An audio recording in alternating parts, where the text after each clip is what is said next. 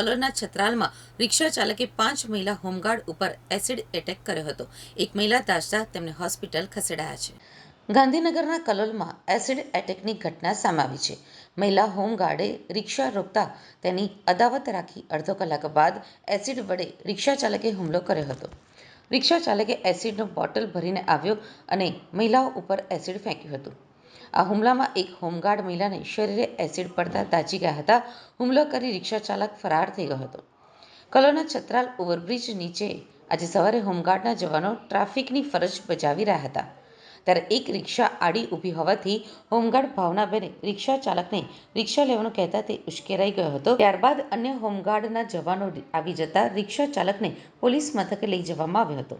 મહિલાઓ ફરીથી પોતાની નોકરી બજાવી રહી હતી ત્યારે રિક્ષા ચાલક હાથમાં એસિડનો બાટલો લઈને આવી ચડ્યો હતો અને રિક્ષા ચાલકે ફરજ બજાવી રહેલી મહિલાઓ પર એસિડ વડે હુમલો કર્યો હતો. બાટલામાં રહેલ એસિડ ફેંકવા લાગતા ફરજ બજાવી રહેલી મહિલાઓ બચવા માટે નાસી ગઈ હતી.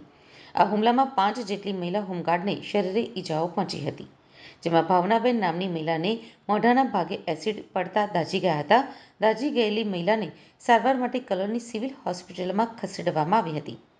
પોલીસે આ મામલે ગુનો નોંધી કાર્યવાહી હાથ ધરી છે. સવારના સમયે એક પુરુષ અને 2 મહિલા હોમગાર્ડને ટ્રાફિક નિયમન માટે ફરજ પર મૂકવામાં આવેલ હતા.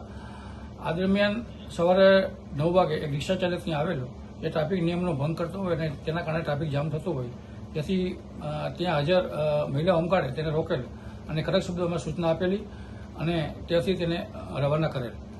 આ રિક્ષા ચાલકને માઠું લાગતા તેનું ઘર બાજુમાં જ છત્રાલ ગામમાં હોય ત્યાં ઘરે ગયેલ અને ઘર વપરાશ માટે જે એસિડ બાથરૂમમાં પડેલું હતું તેની બોટલ લઈને ત્યાં પાછો આવેલો અને આ બોટલના ઢાંકણા ઉપર જે કાણું કરેલું હોય એ કાણા વટે આ મહિલા ઉપર એસિડનો છંટકાવ કરેલ, જેથી આ મહિલા ઉપર એસિડના ટીપા પડતા તેને એસિડની ઈજા થયેલ છે. મહિલાને ગાંધીનગર સિવિલ હોસ્પિટલમાં દાખલ કરેલ છે. હાલ તેની સારવાર ચાલુ છે અને તબિયત ખૂબ સારી છે. તેની ફરિયાદ લેવાની તજવીજ પણ ચાલુ છે અને આ રિક્ષા ચાલક છે જેને એસિડનો છંટકાવ કરેલો હતો તેનું નામ છે અશોકભાઈ રમેશભાઈ રાવત સૈનમાં અને તેને પોલીસે રાઉન્ડ અપ કરી લીધેલો છે અને ફરિયાદ લીધા બાદ આગળની તપાસની કાર્યવાહી કરવામાં આવશે.